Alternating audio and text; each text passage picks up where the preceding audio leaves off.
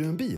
Mabe hyrbilar finns på över 150 platser i landet och vi har nästan lika många modeller att välja på. Mabe hyrbilar. Hyrbilar som passar dig.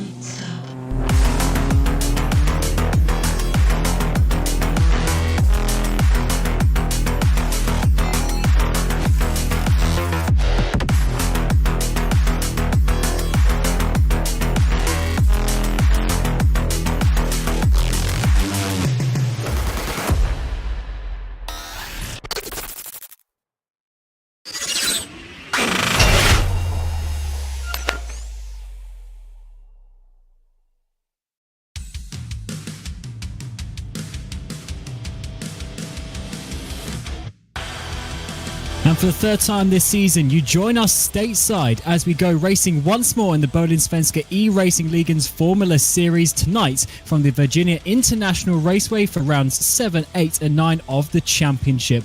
It's hotting up at the front as we're getting some ever close racing, and once more we come to a very fast circuit. It's going to be a whole load of slipstream and a lot of racecraft indeed. It's myself, Cameron Roger, Justin Prince alongside me and Dane Baird on the production of this RaceSpotTV broadcast here tonight for the, of course, third round of the season. Here's where we've been: Road Atlanta, Laguna Seca already, VIR to date, before we go down under to Phillip Island. Come back to Europe for Red Bull Ring and Circuit Zandvoort before going back down under once more for Oran Park in April. So still plenty of racing to go, but it is heating up in the championship. And because of the way the points work and things like that, a DNF is very, very big for your championship, and it's definitely something that you don't want to do. And what it means is, despite winning 4 races, Jesper Eriksson is actually down in second place in the championship. Marcus Beifeld being slightly more consistent, and Ericsson, of course, having that DNF in the third race last time. So he leads the championship, but just 8 points between them. And, of course, very close with all of the drivers in behind, as we've only had 2 rounds of action.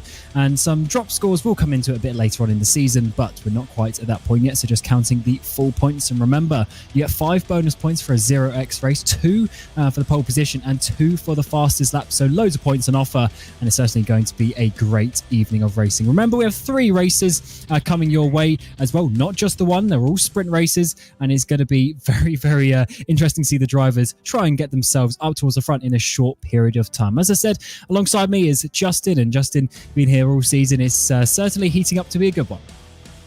And in turn, it should be an interesting one once again here with these 3 races on the docket. One of the main viewpoints brought in when it comes to tonight is many of these drivers just ran this circuit in the virtual Swedish F4 Championships 2 days ago. So keep in mind, a lot of these drivers are going to have some experience at this circuit coming in with this car, but it's also in turn going to be a bit tricky to get the job done in just a matter of 9 laps in those first 2 races before the field inverts. So it's going to be very critical to make sure you don't make too many mistakes at a track known for lots of drivers making lots of mistakes.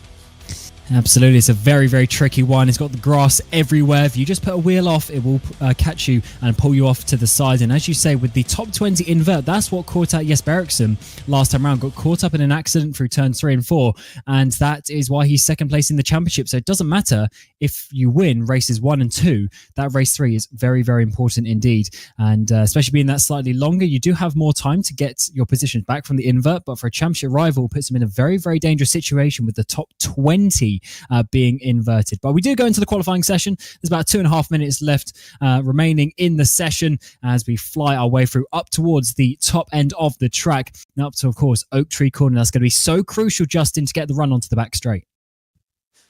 Yeah, and not slide the tires, just like we just seen with the 105 machine on screen. You don't want to be like Marcus Beifeld. That likely ends up being an off-track or, in potential case, in the heart of the pack, potential stack-up incident. But this is one of your longest sections of the circuit to try and get that run down the back straightaway before the run through roller coaster up towards Hog Pen in that front straightaway. Now, keep in mind, we've seen over the years a lot of drivers try and send it up by 14A for the roller coaster. And in many cases, with a car like this today, you get that job done pretty quickly with how quickly that turn back in 15 and 16 can be before Hog Pen. And in turn, that setup down Hog Pen is going to be extremely critical too, because even with the kink down the straightaway, This is also a great opportunity to draft your way up towards the horseshoe. And we've seen many a driver say there's some prime real estate up to the right side of the racetrack. Try and take away the apex from their competitor and make it side by side by the time they get to NASCAR Bend. Yes, it's a very weird track. There's sort of fast parts, then you've got the sort of slower sections as well. Then you have the absolute flat-out S's up towards the top of the hill at turn 7, 8, and 9. So it's a very, very tricky circuit. And I definitely think for the drivers today, there might be the potential for a little bit of carnage here and there, like we saw in the opening lap, especially the final race back at Laguna Seca. So it's not going to be sort of the easiest track. But I think, Justin, what we see, especially in the first two races back at Laguna Seca a couple of weeks ago, Byfeld and Ericsson, they're basically just focused on themselves up towards the front. So I think they're probably going to try and do that again and try and pull away. I think that's going to be extremely critical because the less cars you have to deal with in your main train, the better, per se. Obviously, the more cars there are in the train, the more variables you have to deal with in terms of the drafting sections. And with that being said, I still think this racetrack, like you were saying, to be able to pull away, you need to be good in the technical sections, not just down to the long straightaways.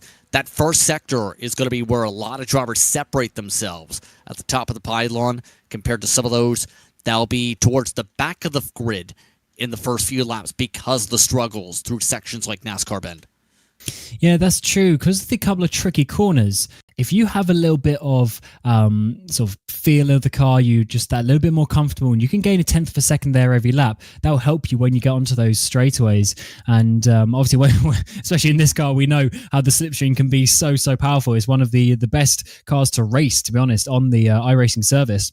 And because of that, it does mean that the slipstream is a lot, and you have to be careful with when you try and make those overtakes. And I am interested because we basically have three straights. Of course, there's some kinks in them around this track, but we basically have three straightaways on this track.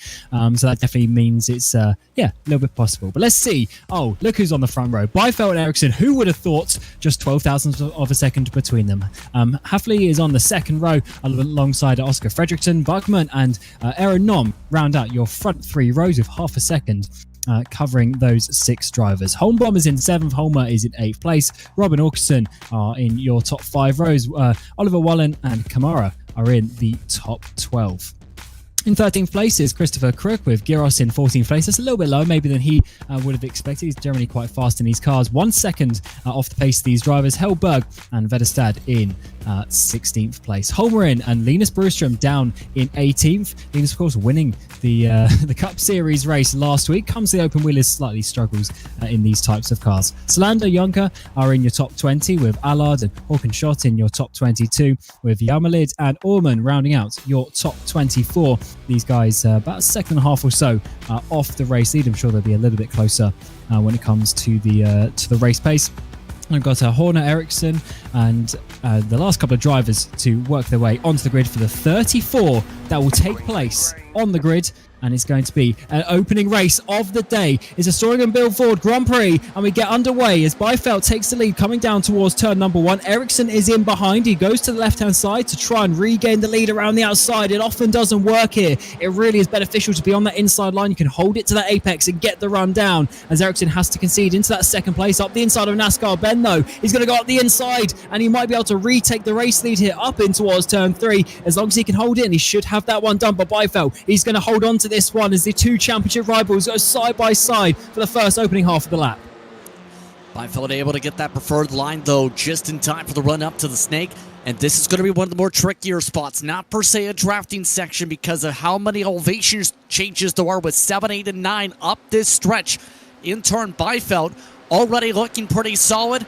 Flinson doing exactly what he needs to be able to keep lockstep at least up in the front and get close for that first of 2 major drafting sections within the first lap and a half.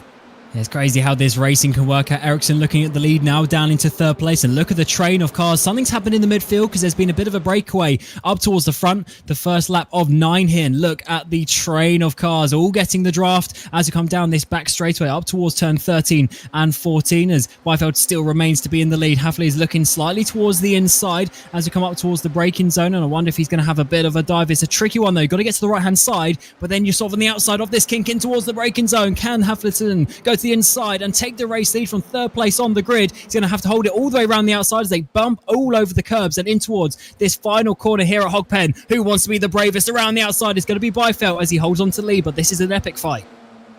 And that's not an epic slide. Flitterson coming off an incident-filled race in the NGTK and NTK Esports Cup. A lot of us crossing over, it seems, unfortunately, for the 81 machine. He's getting really aggressive trying to get around Ericsson and company. The more this happens, the more this helps Byfeld, especially with drivers now pushing each other off the circuit in the back. There they go in the back. Yeah, that's Fredrickson just getting slightly elbowed off, and yeah, cars around in turn one with the Force cars, Street Trends cars as well, one of the Bright Esports. That's a huge damage there on the front left as they try and regain the circuit, as that's absolute carnage. If you go around there, you touch that grass, and unfortunately you're spinning. That car is absolutely done and should probably go back to the pits. And just could see it happen the second the first driver had to step out there. In terms of the side-by-side, you leave no space once those drivers have to start checking up. A lot of drivers mandatory repairs. Watersport already in the pit lane. Homer with problems. Shot already with problems. But up at the front at least. Byfeld still holding on. And Flitterson still being extremely aggressive in the midst of all this right now.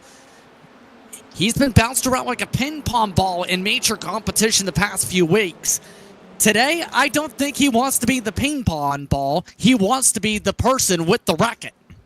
And especially when he's down in 20th place in the standings, that's not where we would expect a driver of this caliber to be. But he's had a few too many issues so far this season as Ericsson goes to the right-hand side to do what Hafliderson couldn't do last time around. Is it going to be a three-wide situation as the 81 tries to follow the 37 through in towards the braking zone as Ericsson easily takes the lead? Byfeld not trying to defend that one too much as these three have swapped around completely over the course of the first couple of laps of action as Byfeld drops into second place, Hafliderson in third as they got a little bit of a breakaway. Fredrickson not quite holding on. And as to be expected, when you have experience like Ericsson in this type of a car, that pays major dividends. Keep in mind, one of the things to consider when it comes to this front stretch, this could be one of the bigger of the drafting sections because the elevation change at a hog pen, even though, it is a little bit of a shorter straightaway by 1,000 meters, there's that elevation change that can set up more speed, as drivers discuss, when it comes to that, because about 130 feet of that elevation change during the lap, a lot of it is down that front straightaway. Flitterson just played that perfectly. We've seen in Sector 1 to use that elevation for the draft. Yeah, it's one of the best things about this track, and even some of the tracks in the American continent, is just those elevation changes. We love seeing that, as a driver, but also as a spectator as well, seeing the cars work their way through, especially as we come up this section up here. It's obviously easily flat out in these cars, but as you work your way up the hill, the car just starts to struggle that little bit as you're really at the top end of the rev range in 5th, 6th gear before you fly you through into the left hand and then down towards the braking zone once more. It's an incredible circuit. Let's see how this race continues. A little bit of a lock up there from the 81 as you sort of break and make it into one long apex through turn 11 and 12 and out onto the back straight once more. Is Ericsson going to be able to hold on? Well, that's going to be more so up to what Flitterson wants to do here. Does the 81 want to be the leader? Does that 81 want to be patient? We already seen Byfeld when he had to play the defense game. Pretty clear he wants to be on the aggressive mode. He's been like this for weeks. He wants that lead in now. I think we're going to see this lead change every lap, aren't we? The 81 goes to the front, the 37 goes in behind as Byfeld stays there in third place. But this battling has meant Fredrickson has come back up. So it's going to be like this all the way to the end of the race. So you have to work out where do you want to be actually going on towards that last lap. Where do you want to position yourself? And it's very interesting, and also it's at a point where you always have to overtake. Otherwise, the driver behind you will be coming through as well. Come down towards turn 1 for another time. The 81 goes to the inside as Cloud comes over the track as 37 now on the outside line trying to hold it. Also Fredrickson in 4th place trying to do his best to get past Byfeld. 37's done this before. Down the inside in towards NASCAR Bend it's going to be. Can he make it stick? Go back up to the race lead? Yes, he should have that inside line. Fredrickson tries his best to hold it on the outside. It'll be very good if he can break late enough, which he has done. So Ericsson has to back out of that one. Awesome racing as these guys trade places every corner. And in turn, there's not a lot of space once you get to those sectors. Once you get side by side, you have to get it sorted in quickly. Keep in mind, there was a lot of argy-barginess with some of the sends in the back. We've seen a couple drivers go wide. That argy-barginess, though, that really sparked it was more so by turn 1 was already seeing the wiggles. And then everyone else is already having the spinnies behind them. Yeah, there's a couple of incidents going on there, just showing you how difficult it is, especially when you're towards the back of a pack in a 30-odd car field. There's just so much things going on, and especially slight disparity in some of the, some of the lap times of these drivers as well towards the back. It can be a little bit of a difference in the braking zones and things like that. Can be a little bit confusing on turn number 1, but we come halfway through the race now. Lap 4 of lap 9, but halfway through it as well, as we go to maybe a 3-wide situation in towards the braking zone. Havlidersen still leading the way as Ericsson holds on, so not a lead change this time around. Beifeld goes a little bit wide there, though. That's going to open the door for Fredriksson. Oh, contact is made. Fredriksson goes off the track. Can he save? He's going to rejoin terribly, but I think he might have just caught it in time as he drops back. Fortunately, there's a bit of a gap for him to drop into in that 9th place, but that drops him out of the podium run. What did I say before about roller coaster? As more slides, your contact to the wall. My goodness, what a save to avoid the barriers there in the midst of that slide. Oh, I wonder if he just caught that left wheel on the grass coming out of the final corner, just spinning around. Managed to save it nicely, though. So 2 good saves there from a couple of drivers. As let's see this one coming in towards the final corner. Or just getting a bit loose already, goes wide onto the grass, and then you're turning right and the car just won't turn. You're on the grass, and unfortunately, when you then do get some grip, the car goes around and manages just to avoid a couple of cars coming past, but that was certainly a very hairy moment. Yeah, that was Andreas Bachmann, by the way, with that reverse lock and all that. That was absolutely treacherous, to say the least. But up at the front, that choo-choo train effect, Ericsson is showcasing a lot of experience, knowing don't go for it every single time or else it's going to be dangerous. This spot is one of the riskier spots up that hillside, trying to figure out, is this going to be a proper spot to set it up? It's pretty clear Ericsson feels like he's quicker even without the draft. And if anything, just feels like he's getting held up with how he's having to check up and not getting the chances to make the pass in the spots he wants to. Yeah, I think he's just trying to put pressure on the 81, try to get some tension going in that steering wheel, in those pedals, and trying to make a mistake. And Havlidersen did actually make a lockup in towards Oak Tree, and that almost opened up the door, but actually Ericsson got offline, and now he's under attack from Beifeld, but Beifeld looks like he stayed behind actually in that 3rd place, as Holmer's got himself up into 4th. So he's done a good few positions, got himself in front of Holmbaum, Nom, and Rob, who are all on the back of this 7-car train up towards the front as they still fight their way through. I think Beifeld is just taking this one very calmly at this moment in time. I think Ericsson, who's looking a little bit more lively. Let's see if they want to battle, though, down towards turn number 1 as we come across the line to start lap 6 of 9 in this first race. Remember, we've got 2 races still to go this evening. Who wants to take the first race victory? They're almost 3 wide in towards the braking zone. Ericsson on the outside line, and she just brake a bit early, though. Let's have that one as they continue their way through.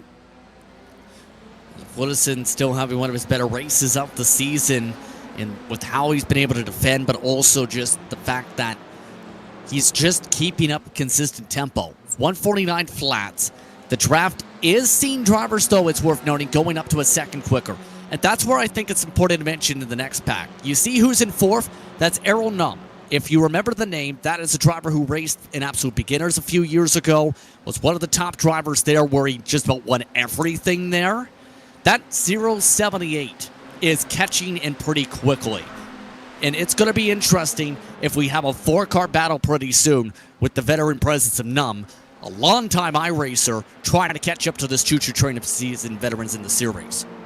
And it did help because in turn 1 last time around, Holmbaum and Holmer had some sort of issue because they've dropped down, Holmbaum to 7th, Holmer even further down to 13th place, and that is what's opened that door in between 3rd and 4th place. So Nom needs a few seconds to get back into that draft, so it might just be a 3-way battle. As up to the front, the 37 goes to the left-hand side in towards the braking zone. Is Havlidersen going to do anything to defend this? No, the 37 easily getting past there as they swap positions once more. It's definitely a bit of a game of cat and mouse, as you almost have to go past at this point. And although to it, he does actually get a little bit of a gap there. Is this going to be enough for Ericsson to try and pull away? But I assume the draft is just going to pull the 81 back in.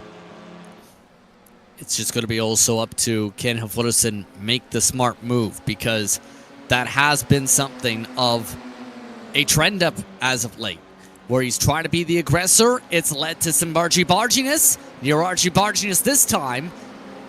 And here's the thing. This car really can't handle a lot of contact these days.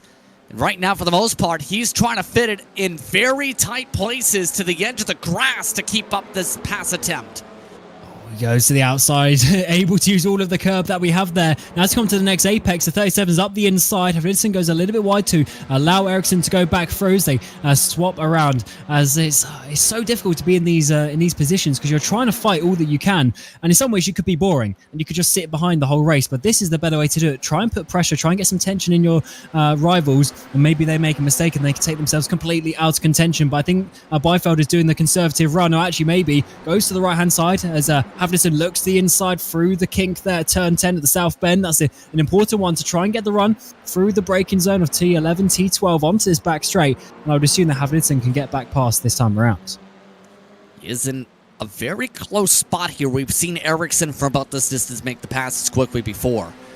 As that is going to be interesting to see for the last lap, though. How defensive can they get, but also how much can they hold back the draft with only being able to make the one move? Because it's pretty clear. You make the one move, you just go to the other side of the move. Just like this one, Havlicen has the preferred line back up front.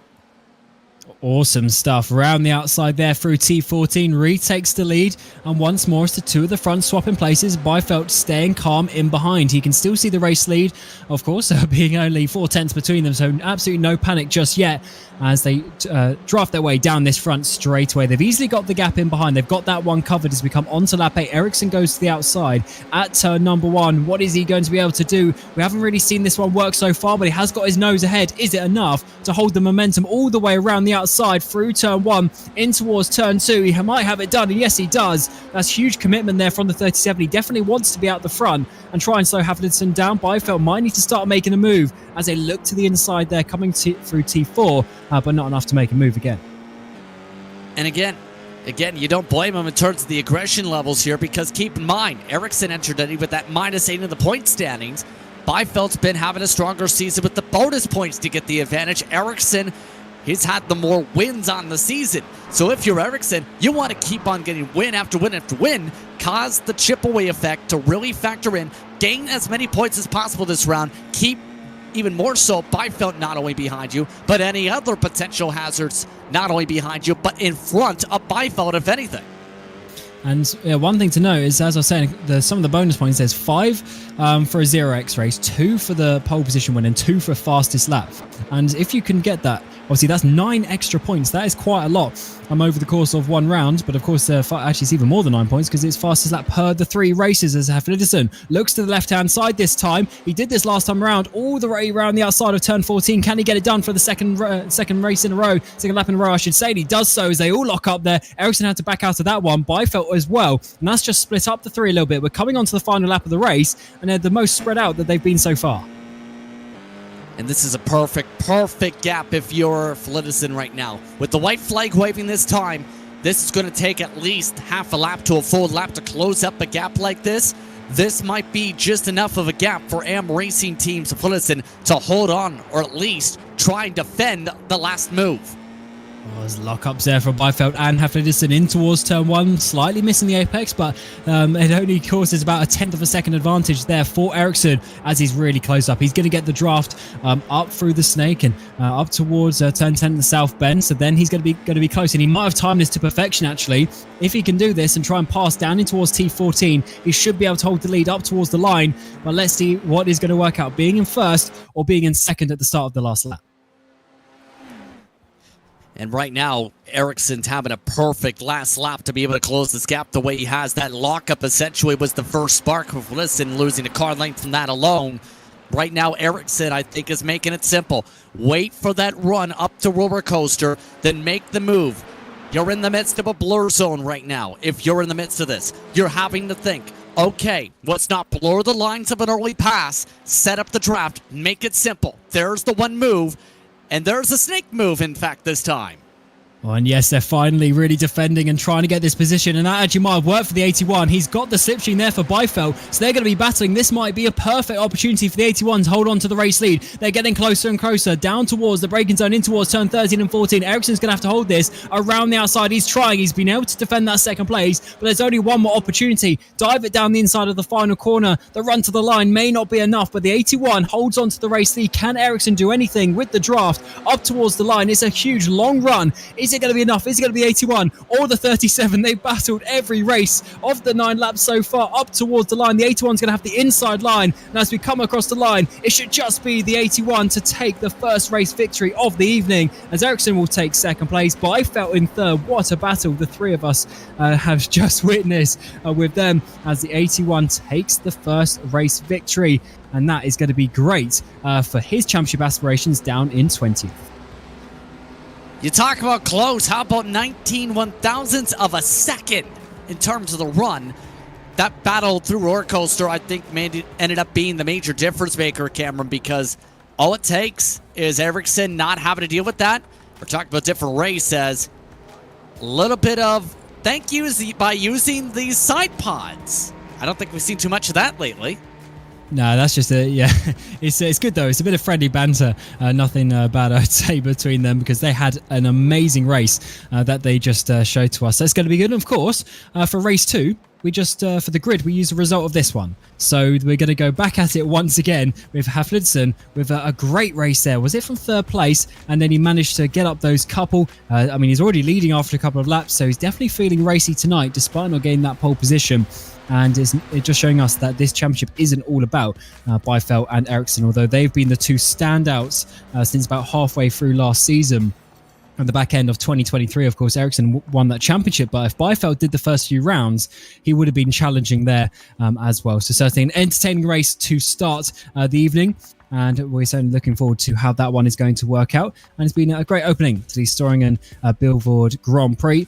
And of course, the 34 drivers that started that. We're going to go back at it once more. 9 laps for the second race before we invert the top 20 for the final race of 12 laps here at Virginia. Let's run you through the results, though, as confirmation of Haflidsson winning by just 19 thousandths of a second. Byfeld 3/10 back in third place. Fredriksson and Nom are, of course, in your top 5, with Rob, Bugman, Crook, Aukersson and Camara inside your top 10. Byfeld getting the extra 2 points for fastest lap on lap 9, the final lap of the race.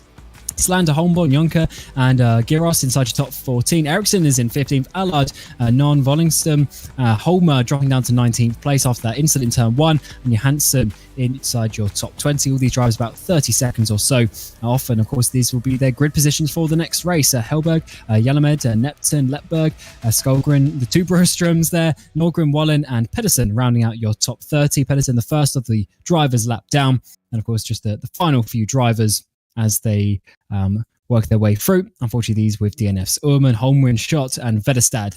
Of course, Vedestad DNFing after that crash on that first lap. But we go racing once again for the second race of the evening. And Justin, what can you expect this time around as those 3 drivers at the front reset? I think in terms of what to expect, lots of slingshots yet again up to roller coaster. That seems to be the prime opportunity. There's a few drivers that are willing to really shake it up by going up the front straight away, but also more so the run through the snake all the way up to where it used to be the oak trees location. So with the lap being set here, you have to be always on a swivel if you're the race leader, because all it takes is one good launch from the driver behind. You're talking about having to place a major defense. So in our words, the major expectation here, a lot of what we've seen with the slingshots, but I wouldn't be surprised to see a newcomer approach in this battle. Num seemed to be quick once he had a drafting partner. He just didn't have the drafting partner in the last race. He still got a top 5. I wouldn't be surprised if he's in the fight this time.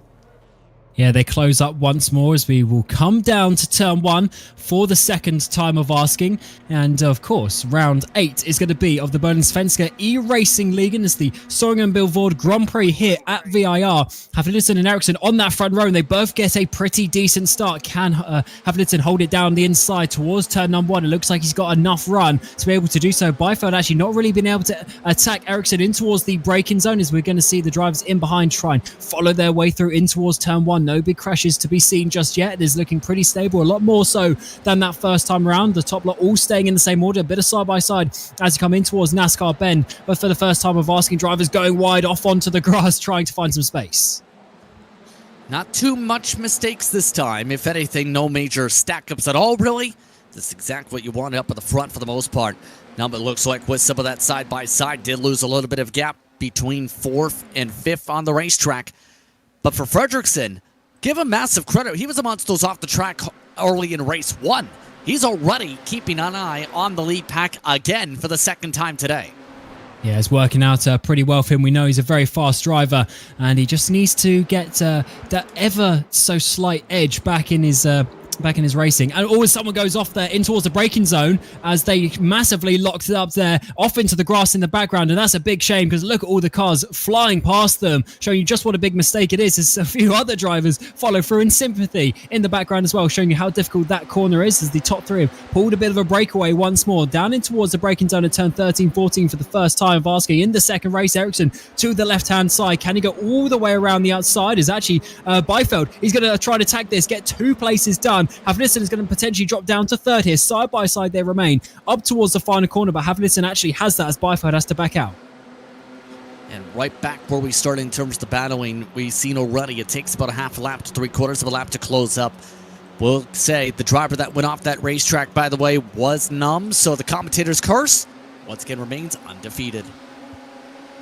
It's definitely a real thing, even though some people will say not. As Byfeld there up the inside trying to defend, but Fredriksson on the outside for third place. We've seen this work for Ericsson a couple of times. Fredriksson might have it done up the inside in towards turn 2 and 3, and it looks like he's got it done. So for Z Sports 1 and 3 as it stands, and Fredriksson looking much stronger in this race. He's challenging now the back of Havlissen. Can he actually fight for this race lead? Let's see how this one continues. Fliddison has showed some great composure today compared to what we've seen when there's fenders on the car. But right now you can see just laser focused on the racetrack, keeping an eye though more so if anything. What are the intervals? How close is everyone behind? How close they to likely making a move the next major straight away with the draft? That seems to be a lot of the major focal points right now with him having to continuously glance up to that relative box, the right side of his viewpoint. That's where it usually would be. Fredriksson seems to be the next in line to potentially attack if he gets a chance, but more so, a big chance for the lead yet again. Here comes the chance for the run. Oh, it certainly does. He's looking, he's trying to get it, and he's going to the left-hand side to redo what Ericsson did to him 1 lap ago as they go side by side in towards the braking zone in the background as well. Byfeld, Fredriksson, so 2 by 2 in towards turn 13 as Havlissen keeps on to the lead as Byfeld round the outside. Can he make it stick? He's looking, it's going to be so tight between the two. Fredriksson got sent off here on the last race, but this time keeps it on the track.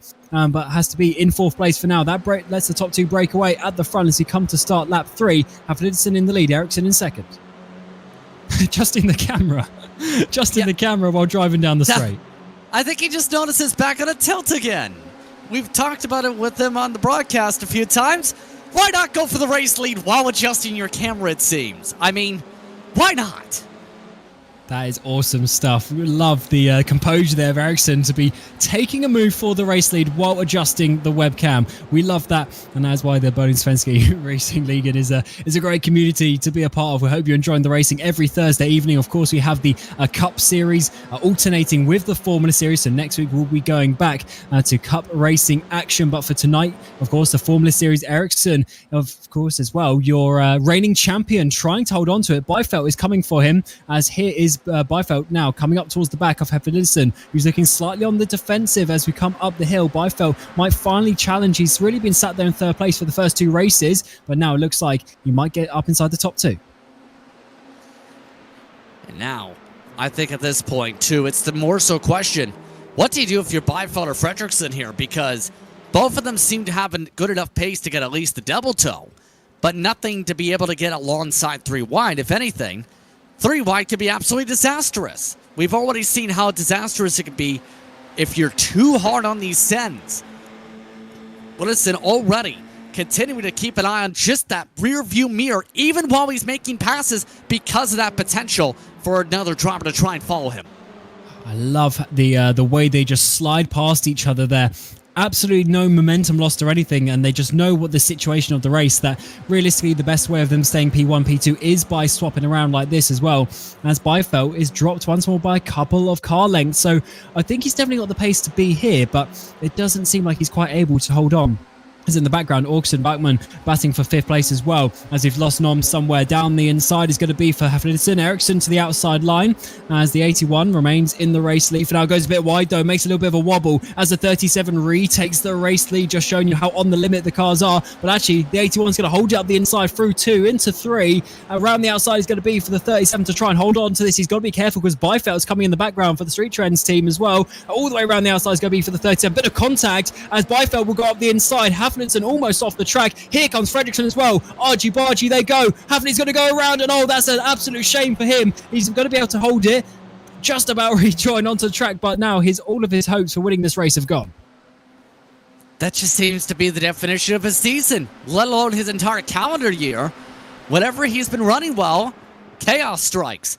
And now, your championship favorites again. 1-2. Where have we seen this before? Oh yeah, the last time out. Yeah, absolutely. It's not just the last time out, it's the last time out and the last, and the last. They've been 1-2 so many times this season. And let's see how this one works out. Finally, Byfeld's got his opportunity for a race victory here at VIR. He wasn't really quite in contention in that first race, always in that third. But now, can he get the race lead to the left-hand side? The 105 machine goes up towards the braking zone. Ericsson on the right-hand side, Byfeld to the left, but Byfeld slides through. And this is looking really good for him. Of course, your championship leader coming into this round as well, thanks to his 15 bonus points compared to Jesper Eriksson's only 2. Let's see a replay of this, Justin. Yeah, and again, this just was one bit of contact there and there. First one gets him out of sorts. Able to gather it back up. Looks to be all right. Bam! Tries to turn it down. Car already there. That gets him out of sorts right across the curbing.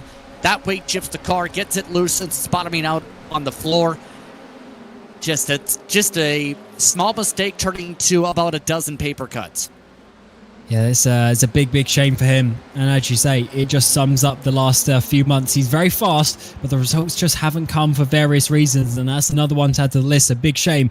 We'll see him come from the back in the next race. Of course, the result of this, the top 20 is then inverted. So P20 is going to be important to look at the end of the race to get reverse grid poles. These drivers will drop down to P19 and P20, 10th row off the grid. But which order are they going to be? The 105 leading the way. Ericsson almost bump drafting him as we come up the hill through turn 7, 8 and 9. And look at Ericsson, he's talking. He looks very motivated and he's actually smiling because what a race they're giving us. Yeah, this has been an exciting one in terms of the back and forth and the drafting, but now it's again a 3-car conversation just like the last race at about the midway point. Fredriksson seems to be right now on the outside looking in, if anything, because he keeps missing the corners. But for Ericsson, I think he knows this race is on for his speed today, yet again. He's been up front a lot already. He's yet again about to be up front. He certainly is to the left-hand side. We've seen this move so many times this race, and Byfeld returns the favour by not defending that. So they're making sure that they stay 1-2. Fredriksson, though, I mean, he's really on the back, but it's the same situation that we've seen. When you're the third car in train, it's actually quite difficult. You stay there, but it's quite difficult to actually do anything. As Salander gets Nom for P8, a bit lower down inside the top 10. Actually, Nom comes back to him as they battle their way through turns 13 and 14. Back to the leaders. So we're on lap 5. So coming on to lap 6. As we get 4 laps remaining in this race, second one of the evening. And of course, it's not just about the front drivers. There's a huge championship going on. The drivers a little bit low down, trying to battle their way through as well. Here is Nom. He's got Salander trying to get up the inside of him down towards turn number 1, as he's got a whole host of cars in the background too. And some trouble. Oh, who is that who just spun off the racetrack in the heart of the pack? That seems to be Salander, yeah, from the top 10. Yeah, the 140 goes around. The Alcantec by Neiman Racing car. He was batting there up the inside of turn number 1, just losing that rear end, and that's going to drop him down. He's in that battle for sort of P8, P9, and that's let Gyros have a really nice, easy run onto the back of Nom now. So let's see how this one happened. There's a bit of a lock-up in front. So that's Nom in front, locks up. And then he has to just turn that a little bit more to avoid the contact. The rear's already light, and he just brings the rear around as obviously the rear, that's sort of the most sensitive point of the corner there, where the car's all pitched up. And unfortunately, he's spun around. Yeah, and if anything, Salander is still at the very least potentially going to finish off well for the next race. He is in the top 4 for the invert, but going to hurt for the championship. Oh, wow. Byfeld has a great position again for the slingshot. Yet again, these two seem to be giving themselves a decent amount of space. I keep on thinking, though, eventually Fredriksson's going to have to say, I'm not going to wait far back anymore. I've got to figure out a way to make a pass here. Yeah, he certainly does if he wants to be winning the race, because once again he stays in that third place. Ericsson this time, he tried to get past, but there was a little bit more defensive maneuver. And let's see how this one goes. Down towards turn one, almost touching the grass down that right-hand side. He goes to the outside line. He's like this a few times. Is it going to be enough to make a move? He's actually just slightly behind. He's got to be careful because his teammates going to be coming up the inside, although I assume they are going to be in contact with each other during the race. As he holds it to the left-hand side, tries to keep his nose down towards turn two. Is not enough to make the move as we come in towards NASCAR Bend. Byfeld is holding on fairly nice, but a little bit of a wobble there. Is he starting to feel a bit of the pressure? Yeah, I think they've already been feeling the pressure, but it's more so just how you handle the pressure. Do you handle it panicking, screaming, oh no, it's a stressful situation, let's drive it into the barriers? Or do you treat it like what we've seen all throughout the race for the top drivers? Calmly, just get the job done the next time. You can't be like this where you're saying, oh no, a pass, floor it. Yeah, it's quite easily done. And I'm not... What was that? Crook, maybe, going around? I saw him drop down the order quite a bit. He was up inside that top 10. That's given Gyros another place. So Gyros from 14th place up into 8th, as Hafnidison has got himself back inside the top 10 as well. The 81 into that top 10 and not too far from Kamara, so might be able to get another few points as we have just 2.5 laps remaining in this race. Byfeld goes to the left-hand side. That's going to allow Jesper Eriksson the inside line. Interesting tactic in towards the braking zone. Is he going to hold it all the way around the outside? It generally works because you then get the inside line for the next corner at turn 15, and it is enough to hold on. So we've seen all sorts of combinations of defense and attack, and it's certainly working out for Byfeld this time around. Yeah, and in turn, I think for Byfeld, again, having the first race go the way it did, you kind of need to have the good second race too to be able to try and bounce back immediately. And keep in mind, as this race progressed, the fastest laps have picked up to the point where they're nearly a full half a second quicker than the race won times. So for Ericsson, for Byfeld in particular, this swapping and back and forth affair going to be not just about who's in the lead, but also who's controlling the speed charts right now. Oh, that was a big moment from Byfeld there, almost losing the rear end on the exit of T3 as we come through 4, 5 and 6 now through the snake up onto this next straightaway. Ericsson is almost pushing him. Is he going to try and get past? We saw this. He had one attempt of Hafley last race. Is he going to do it once more side by side as we come up the hill through turn 7, 8 and 9 as they go side by side in through the S's. Huge commitment between the two. This will be the inside line for the 37 if he wants to commit, as Byfeld's going to have to back out that one. Fredriksson is going to dive it up the inside as well. Is it going to be a double overtake for the Force Esports teammates round the outside? It's going to have to be. This is going to slow Byfeld down massively onto this straight, and this is going to be Ericsson looking in his mirrors, enjoying this. He's got the slipstream of his teammate as well. Exactly what was needed for Fredriksson to want to make a pass, to need to make a pass, and Byfeld already knows, or rather Ericsson already knows this. He knows this is my chance to win this race, set it up like much of the season's gone. Have someone pass Byfeld? You're in prime position. Or Fredriksson could just absolutely launch into his teammate. What do I know? Oh, I've seen that there in that corner in a different series. Two teammates crashing while battling for the race lead. It has been done before, and I wonder if that will happen again. Hopefully not. As he come to the white flag, Ericsson is leading Fredriksson, who's having an amazing race, and Byfeld's dropped down to third, the championship leader. And of course, his rival really is Ericsson. Fredriksson's not so much involved, down in 6th place in the championship. And Byfeld really needs to finish in front of him. Final lap time round the outside is going to be for the Super Street Trends driver. And can he hold it all the way around? Fredriksson's coming wide to try and block him off, but the 105 machine has to back out. And right now, Byfeld, I think, already knows pretty clearly. He needs to pressurize Fredriksson into another mistake here, open the door, have a chance to be able to go straight on Ericsson, because it's going to be the matter of if he wants to win the race, he's not going to pass both of them. He needs to pass. He's only going to be able to pass one of them, realistically speaking. Problem is going to be, Fredriksson, if anything, looks to be in a prime spot to, if anything, defend for Byfeld. If not, make it a battle between the Force Esports drivers and only the Force cars.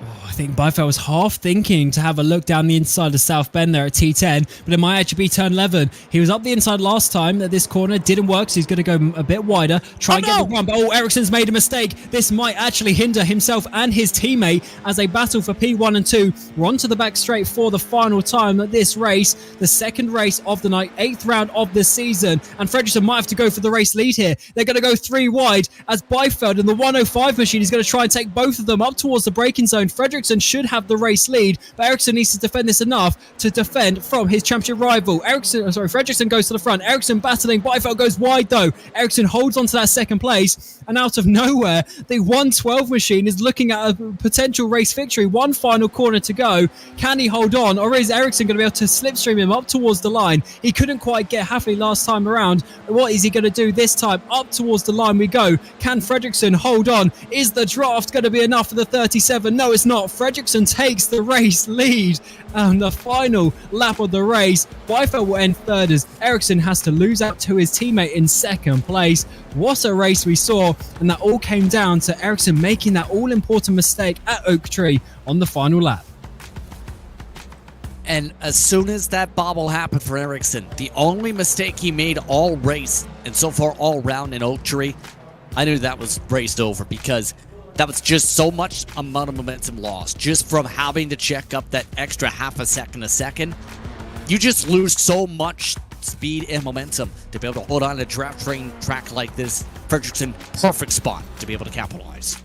He sat there in the perfect position, and then they worked it out, the 240 Esports teammates. They worked it perfectly. They got Fredriksson past Byfeld, and then when the door opened on that final lap, Oscar just had to go for it, and he takes race victory, which is huge congratulations to him. Currently 6th place in the championship, and with Salander having a couple of issues so far this race, haven't seen Lenholm actually, and Auxton also not doing too well. This might be a bit of a jump up towards the front for Fredriksson, as that is round 8 of the season in the books. You still have one final race to go. The top 20 will be inverted, so those 3 will go to P 18, 19 and 20. They'll be right in the middle of the pack, and it's certainly going to be a fun finish to the evening. Of course, the Strong and Bilvord Grand Prix. And we'll try and see who is going to be in that 20th place, because I didn't quite catch, because that is a potential for some huge points advantage if you can hold yourself at least inside the top 10. For someone lower down in the championship, that might be something that they want to focus on, and trying to see. But while we do that, actually, we'll take a quick break, and when we come back, we'll get you ready for the third and final race of the evening. That will be round 9 of the championship.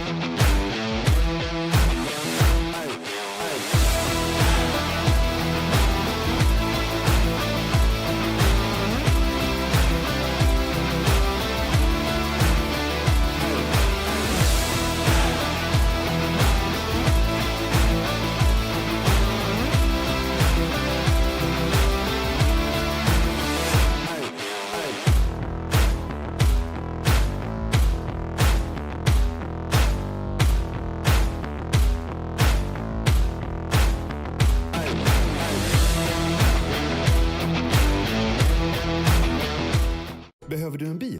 Mabe hyrbilar finns på över 150 platser i landet, och vi har nästan lika många modeller att välja på. Mabe hyrbilar. Hyrbilar som passar dig.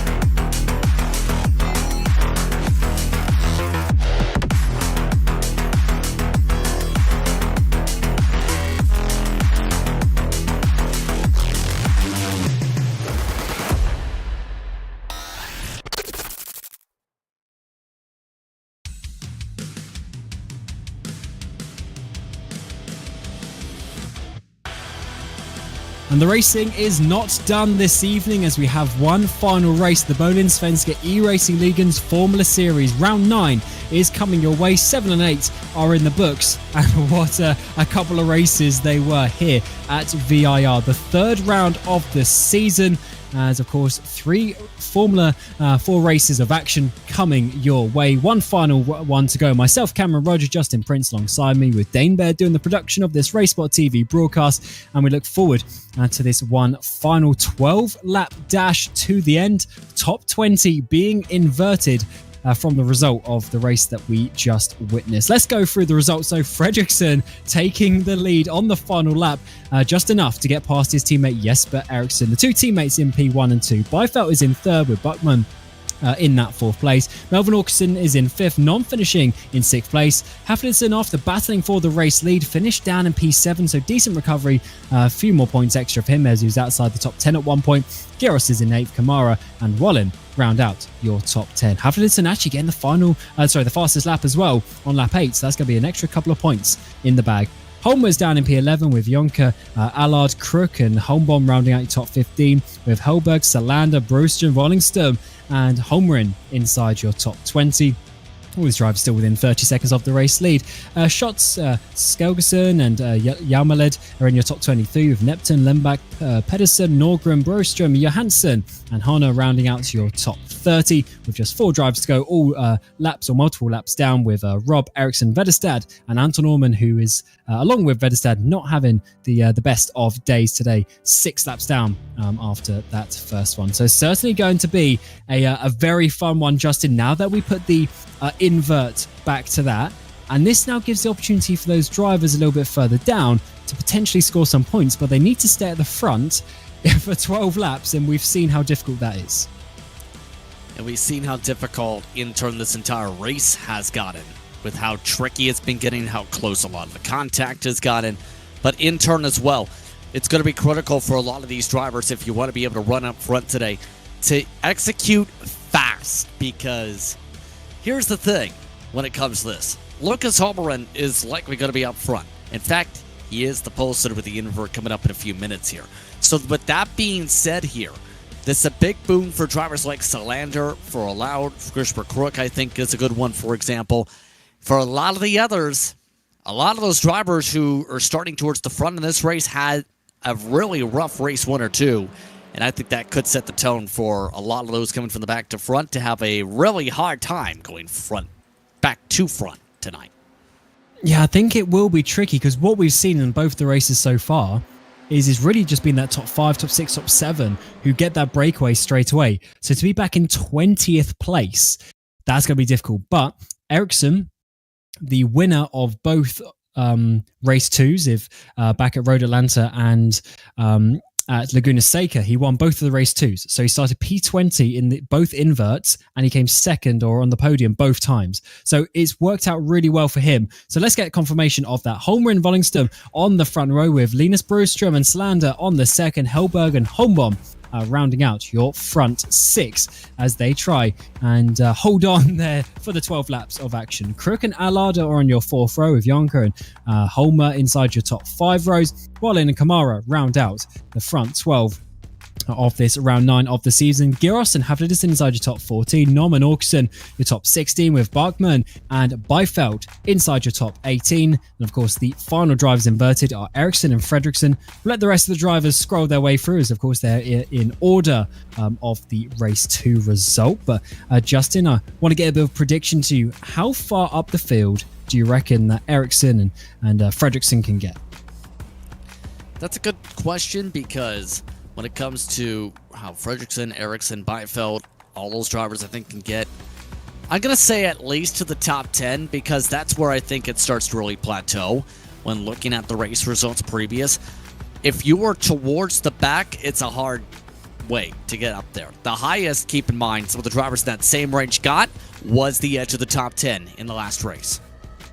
But what of course we have to look out for here is potential championship contenders getting caught up in incidents. Ericsson had that last time around and is one of the major factors as to why he's not leading the championship coming into this evening's action. Byfeld having, he did have a bit of a scare, but he managed to get through that incident that happened on that first lap last time around. Let's see what happens this time as they go back down to the back of the top 20. This is going to be round 9 of the season. The Bohlin Svenska Eracingligan's Formula Series. It's the Storingen Billboard Grand Prix, and what a race it has been here at VIR. We've got 12 laps of action coming away. It's going to be a slipstream fest. There's going to be a lot of drafting, especially down the back straightaway in towards the final couple of corners, but also down in towards turn 1. It's going to be difficult as we come racing for 12 laps of action. Holmgren on that pole position. He's got the inside line down towards turn 1. Can he hold it as he gets away very nicely? No wheel spin at all. What a launch that is as we go 4-5 wide in the midfield as they work their way through down towards the first braking zone. Final race of the evening.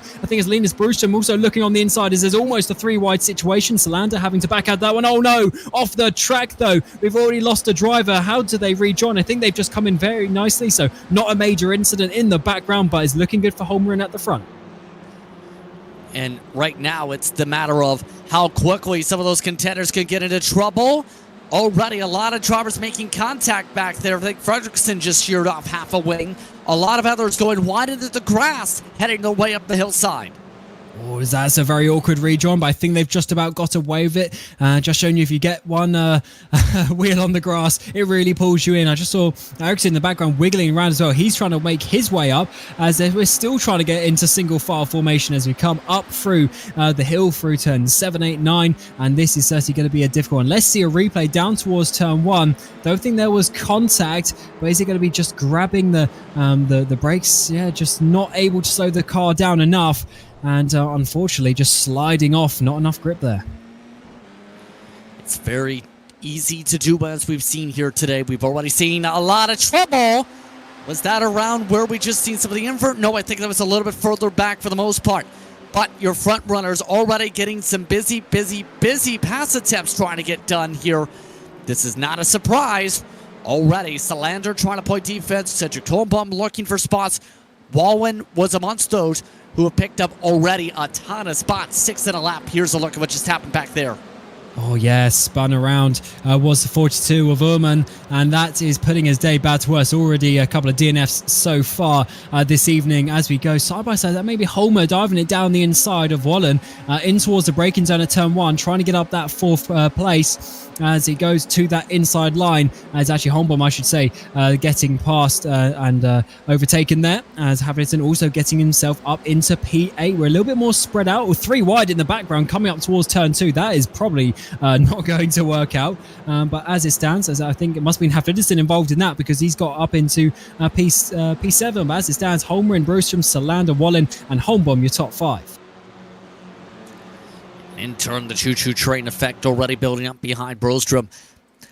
I mentioned before today's race, I hope to see the 71 in victory lane today because we've seen how Linus has had some battles today. For Cedric, meanwhile, he's already having the battle of everybody trying to close up and quickly. You can see how Cedric is in the cockpit right now. One of the youngest drivers in the field today. One of 2 drivers we were told before today that are 13 years old. Yeah, that is absolutely mad to see the drivers so fast while being so young, and surely a bright future ahead of these drivers as they come racing at a very high level. And talking of high level, high positions for Salander, potentially 2nd place is going to be to the left-hand side. Got Linus Brustrom on his inside on the 71 machine. Road course racing, not necessarily his thing, but he's trying that up the front as he's going to lose out 2nd place as Salander goes through for Alcansec. 2 Bright Sports drivers in behind. There is Linus on the screen as he looks like he's actually, has he got a bit more of a Formula wheel? He has compared to his usual big open wheel as Bohlin gets down the inside as well for 4th place. And there is Linus, you just see the peak of. I think he's probably surprised he's still up at the front like this right now in the top 3. But right now for Bohlin, he's been the most impressive throughout all this because keep in mind, the one thing I didn't touch upon in those going from back to front in race 2, Bohlin went from 29th to 10th in race 2. So the 72's got speed when they're able to keep it clean. Bohlin, He's right now trying to carry a ton of speed in the Bright Esports machine, almost too quick. He's snapping it around. He's going too quick. He's doing a great job, though, and let's see if he can try and battle his teammate. In behind is the sort of orange and pink machine of Homebomb, and there is Hafliderson, who's in P6, and of course he's miles ahead of his rivals that he was racing. Sort of virtue of him crashing, such is the way we have the top 20 invert, and he might be actually looking at this race victory once we get to the end of the 12 laps of action. There's going to be a bit of a half look there to the inside. He's got the run actually towards turn 11. Can he do it in towards Oak Tree corner? Bit of a slide. Can he make it a double move on Bohlin? Not quite enough. At least having to think about it. Running wide though. He's got to be careful with that one and get back in the draft. And again, this gets back to the same point we mentioned before. You have to be smart when it comes to timing up passes today. If you force it up at the inside, if you try and force it with the draft, bad things happen. And right now for Hafliderson, no major spot for him to try and make a dive right now. If he tries to dive at least the next half a lap, it likely ends up in contact. For everyone else, it's just a simple fact. Wait for the opening. Hafliderson seems to be in the prime position to take advantage with this invert here in this one.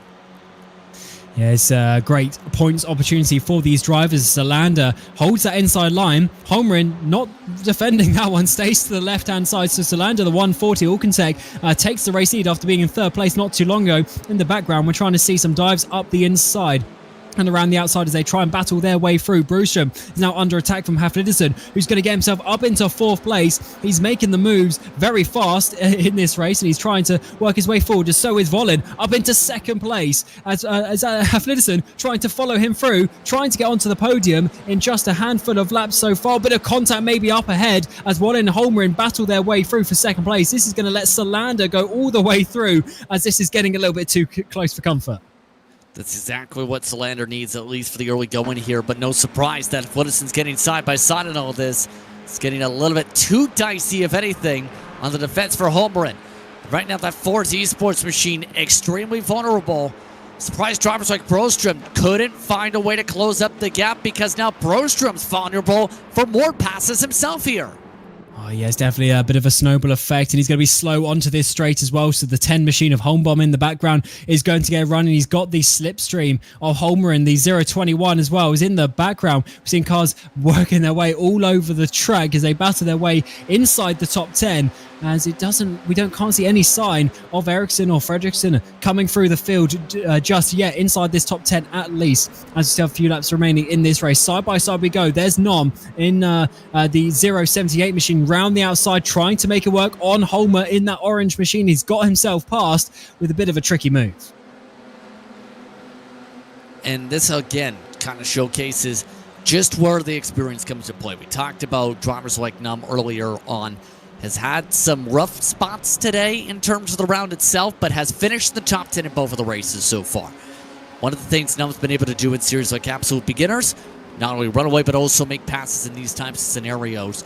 He seems to be more in tune when it comes to more of these dogfight battles we're seeing here today, and already showcasing around the pace we're expecting. From my understanding, Dane Chalky, or rather with you, Cameron, I should rather say, mixing up people. When it comes to Num in testing and throughout the Swedish F4 Championships, they did say he was amongst the top 5 speed on the racetrack. And he's definitely got some speed, and it's working out well for him, being up inside the top 7. So let's see how this race progresses as Hafley's got up into second place, Wallen down to third, and I really think the 81 is probably going to be winning this race. But when he gets to the front, is he going to be able to hold on, or is he just going to pull everyone through in the draft? But he's clearly the quickest out of this top lot, working his way through very, very nicely from P7 up to P2 in just a few laps, and he just need one more position to get their race lead. A bit of a top 5 breakaway as Brostrom there in 6th place is starting to drop off and have a bit of a queue up behind him. But let's see at the end of this back straightaway, is there going to be a move for the race lead? To the left-hand side, the 81 goes as Michael Hafliderson to that left-hand side is going to be the outside of turn 14, but he's not really going to need it as he hits the apex and takes the lead. And now at this point, with the pace we showcased in the first race, I think from Hafliderson, this is a chance to just say, quite simply, it's time to run. because everyone else that matched him in that pace is still in the heart of the pack. And a lot of the others that are in said conversation that could get up there still, they have to find a way around drivers like Bohlin, who are trying to build a wall, even though Bohlin, mind you, has damaged the right front wing with all these bits of contact and how hard he's sending it in these curbs.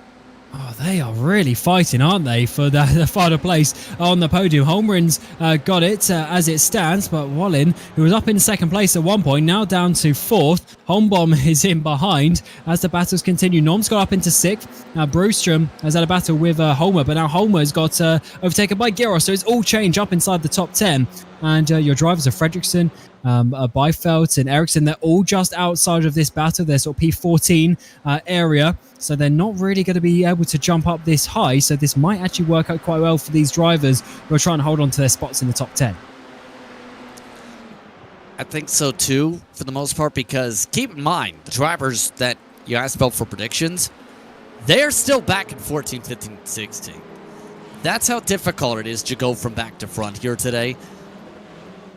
You just get so caught up with one grouping of cars going back and forth, draft by, get the pass, draft by, get the pass, that it ends up costing you the next drafting train. And in turn, as we already have seen with the second pack and the third pack and so forth in the first two races, you just lose all chances to be able to catch up to another pack. And if anything, push up for says there goes Bohlin on the slide and sending a car off. Oh, let's see, this rejoin can be a bit awkward. No, they hold on to that. But yeah, the 72 catching a wheel in the braking zone and then eventually not being able to make the apex, runs a bit wide into the 10, pushes the 10 off. Now Holmbaum is down into 9th place as Bohlin stays in P5. Nom is up into 4th after this as well. So these guys really just showing you how difficult this racetrack is to keep it steady up towards the front there. We've seen some battles. Nom, Bohlin battling their way through a little bit further back. We're focusing on Holmbaum as he tries to hold on to that 9th place. Augustin in the background, though, has got past inside the top 10. Yeah, and then turn. Oh, more trouble. Lance Helberg just got hooked around. Whoa, that was a fast crash there coming in towards NASCAR Bend. It is quite a bit of runoff there, so I think they might have just got away with that, but certainly cars flying around at a very high rate of speed, as that was certainly a scary one for Helberg, but he seems to have recovered and got back onto the racetrack, but that is certainly not a nice one to watch. Yeah, that is a nice sequence to have happen to you either, I will say. Nothing like being sent around in a 360 into a hard braking zone, but here's the look now at one of the battles we were just talking about with the contact. This is up the roller coaster. All you have to do, in terms of these groupings, you have someone miss the corner like below, that just knocks you off the racetrack and knocks you off the ground, and in turn takes you out of contention. Certainly does. That was Bohlin up the inside, just missing that apex. And you see, it's not by much. But it was just those few extra centimeters that were enough to make the lines cross over, and unfortunately contact was made. Here's a look coming down in towards NASCAR Bend. Helberg is in the sort of navy blue car. They're up on the inside, and yeah, just a bit of a tag behind from the 302, and around they go. And they, to be honest, that could have been a lot worse with the way that they spun off there. Especially with how often we've seen drivers just shoot back across the racetrack over the years. It could have been a massive, massive, massive stack up. But in turn, up at the front, looks like Solander at the very least is able to keep wheel to wheel with the draft here.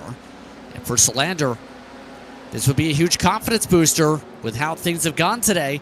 If he's able to try and somehow find a way back to the point, it looks like, though, that Haflidason has much better turning speed to the point where Haflidason's gaining a 10th, then Solander's gaining the 10th back, and it's almost like a tug-of-war effect like that.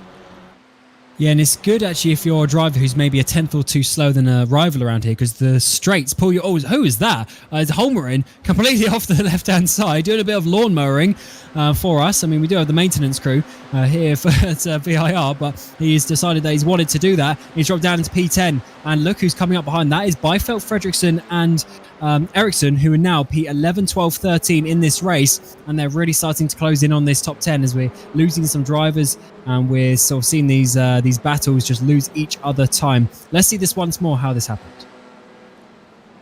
Yeah, quite simply, just slid off the racetrack, and at that point, it's like, Come on, save it, save it. Perfect. I'm just going to rejoin in the best possible place from the pavement. I don't care if this is all grass. It's better than shooting across the track, joining straight into the pack. You just went the smartest option. Just go to the grass and become a lawnmower. That sometimes is the way of life. Oh, definitely. It's the safer option as we see Homer there get past Brewstrom. So Brewstrom I thought at one point he's going to start being overtaken when he's in about 5th place. And he's only dropped down to P7, so it's not too bad so far. And only 6 seconds off the race lead. So it's still very, very close here as we're lap 8 or 12 going on to lap 9 this time around. So 4 laps remaining. Final race of the Storingen Bilbao Grand Prix. And who's going to take the final race victory? It's looking good for Hafliton, but inside the final top 10, Byfeld has just got himself that position. P10 it is as he tries to pull Fredriksson and Ericsson just in the background as well along with him to continue this fight. But what a fight it is. These guys, they don't remain more than half a lap in the same order. Yeah, I still think that Brostrom's going to be very happy with the top 3, or rather a top 10 at this point. But keep in mind for some others, it's thought of what could be. Keep in mind some of these drivers in this choo-choo train effect we've seen up towards the front today.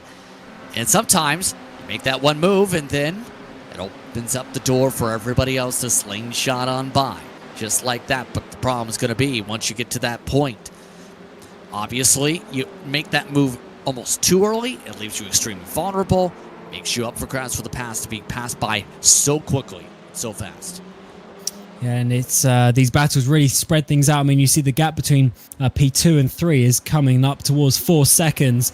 Is starting to open up quite a lot as we've seen a bit of a train. So Nom's got himself into 3rd, but look at all the cars behind. Giros is in 4th. Vollin's dropped down to 5th. Then it's Holmer, Brewstrom, Holmbaum, Orkerson, and Byfeld just in the background as well. As I think that's Holmbaum who's on the left-hand side. They're coming towards the braking zone, trying to make that move, but Brewstrom is defending it well. Now we come to the left-hander, so Holmbaum's going to have that line, and Brewstrom has to back out of it. So there's another place loss for the 71 machine, and Orkerson's coming for him too. In turn, the dicing is continuing on with a few laps to go here. As to be expected, though, Num is up to that top 3, but he does have Giros, who we've already seen be very strong in these invert races. Just looking like he's trying to play his cards right. Bohlin, well, that's a decision. Oh, that was a huge send up the inside by Holmer. Contact was made. Wallen's now down to 6th. And there might be a bit of damage between those two machines as well. That was a bit leery, almost getting 3 wide for a moment there as they work their way through turn 1. That's going to open the door to Holmbaum to potentially get past as Holmer goes up the way. He's pulled a couple of car lengths. Let's see a replay of that. You can see the orange and green car on the left-hand side of the picture going right down the inside. Just a bit of contact is made. Fortunately, it was actually sort of on the front, so he sort of unspun him, if you get what I'm trying to say. And look at him, he's dropping back the 72. That is a shame, as he's probably going to be out of contention. He's obviously got some sort of issue. Looked to be a slowdown penalty, possibly. He did have the furled black flag in the sim, it looks like. And that just kind of sparks what's turned into a snowball effect. But back towards this grouping. Num. Oh, Num, the grass, why don't you? That could have been dangerous.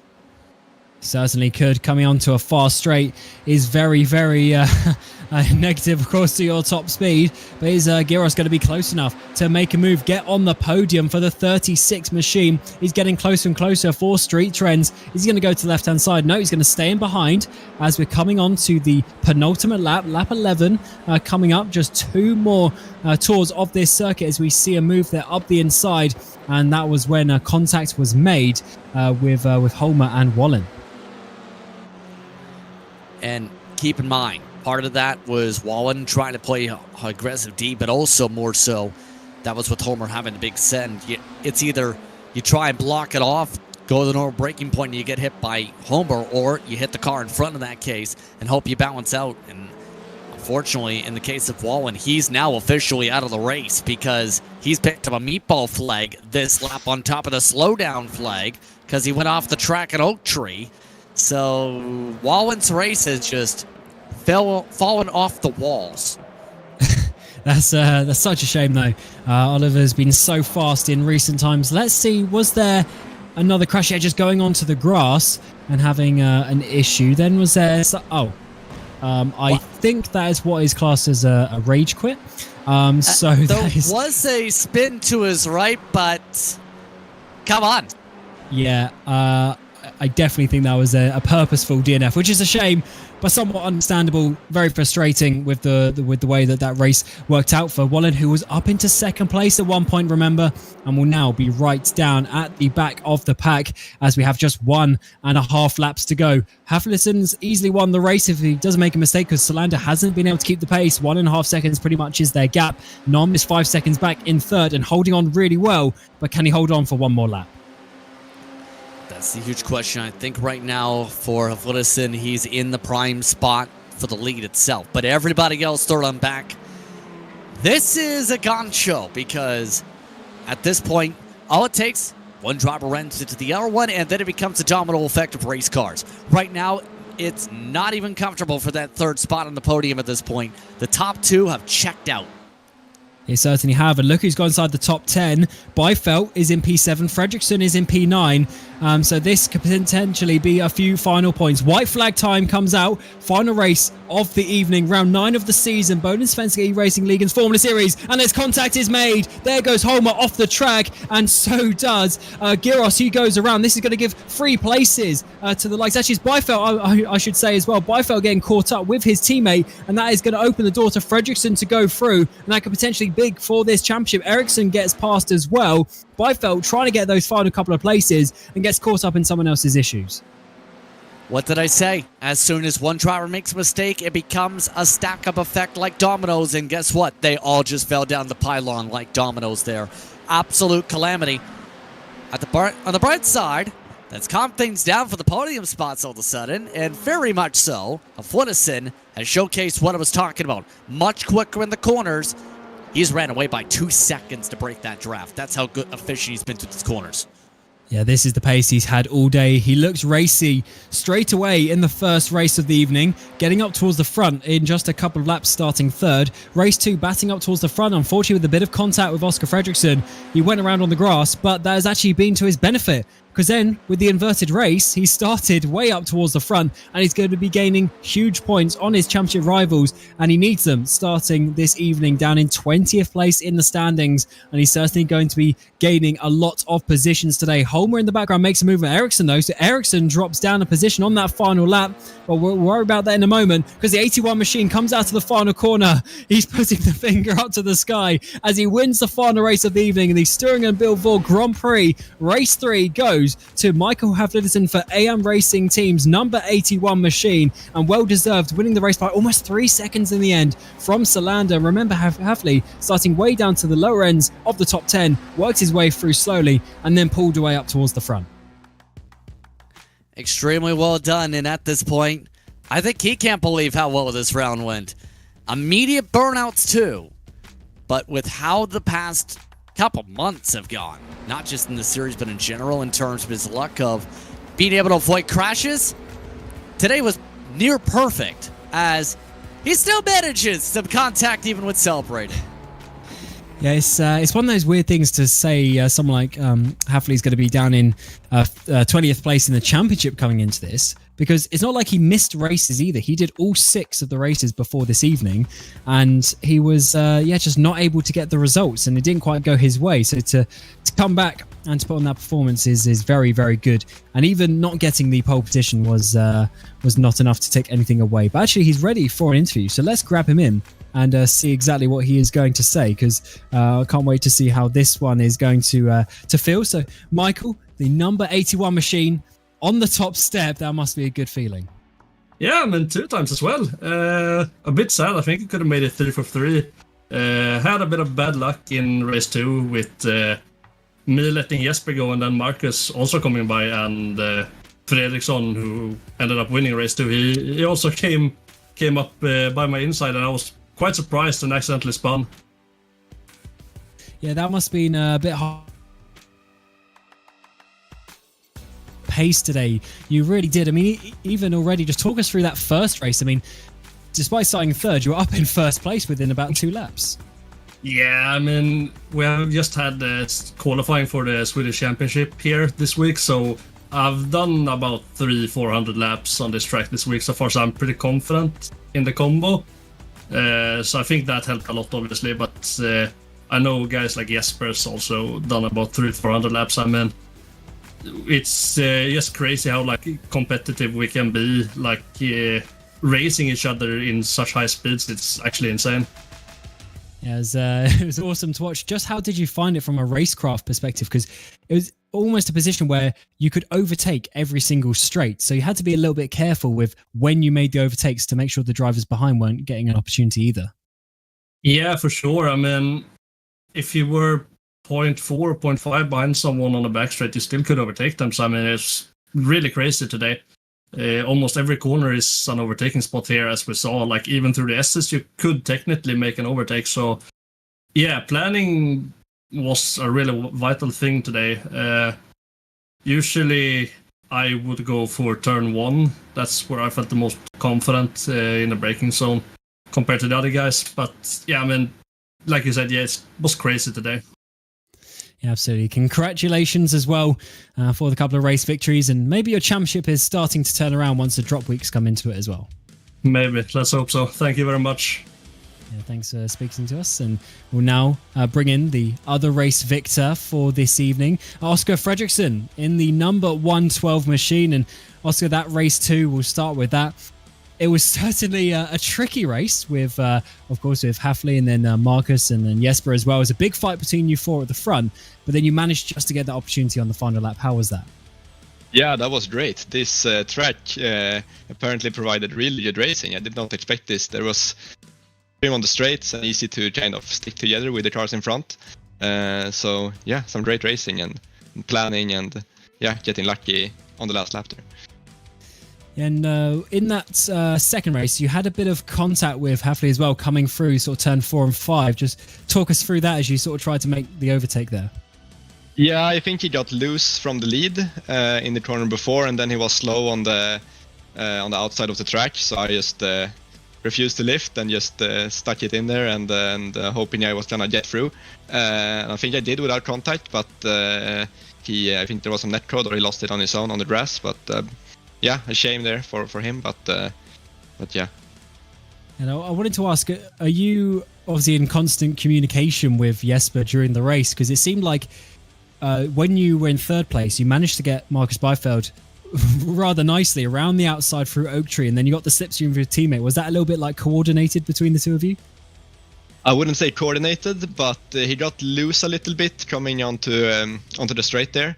And we knew that we had a decision, either I have to go for it and not lift, or I should try and bump draft him, which I considered first. But Marcus behind also had a good gap to get a good run on the straight, so decided to just pull out and go for it and try and make it too wide to kind of block him a little bit. And yeah, worked out. Yeah, good stuff. And congratulations for your race victory, and we'll hope to see you next time as well. Yeah, thank you. And lastly, for the interviews, we'll bring in Jesper Eriksson. Of course, one of the main championship contenders, came into evening in second place. And Jesper, it wasn't an easy night of racing. No race victories, but still another strong performance. Yeah, no victories today, but 2 second places is just amazing. And congrats to both Michael and my teammate Oscar to the wins. They both deserve them, absolutely. Maya and Michael's fight in race 1 was just absolutely epic. I loved every second of it, even though I didn't win. I purely just enjoyed the race and just so happy for Oscar to get his second win in this series, and he truly deserves it. He practices hard with us, and it's just fun to be here and race with everyone because everyone is so clean. Yeah, it's great to hear your team atmosphere is in a good place. And I sort of asked Oscar this as well. Like, you worked really well together, it seemed, with the slipstream getting him past Marcus in that second race. But how was that mistake up at Oak Tree on that final lap? Was that a bit disappointing? Did you want that race victory? Yeah, of course I want the victory all the time, but I made a mistake, and I was like, I'll push you, I bump draft you. I was like, no, do not. If you do, we're both gonna lose this. Just pass me, and I'm gonna try my best to do whatever I can do so Marcus doesn't get past. And it worked flawlessly, so a bit disappointed on my part with the mistake, but just the emotion of happiness for Oscar is just greater. And just on a side note, I can see, is that Spotify in the background on the, on the left-hand side? What are you listening to? Give us an insight of that. Mostly like Indian country, but now it's end of beginning, and I think there was some jazz in the middle of it too for some reason. No idea why, but jazz during the race. That is what we love to hear. I need to be calm, you know. Yeah, absolutely. So yeah, congratulations on your podium today, and we'll hopefully speak to you next time. Thank you very much, guys.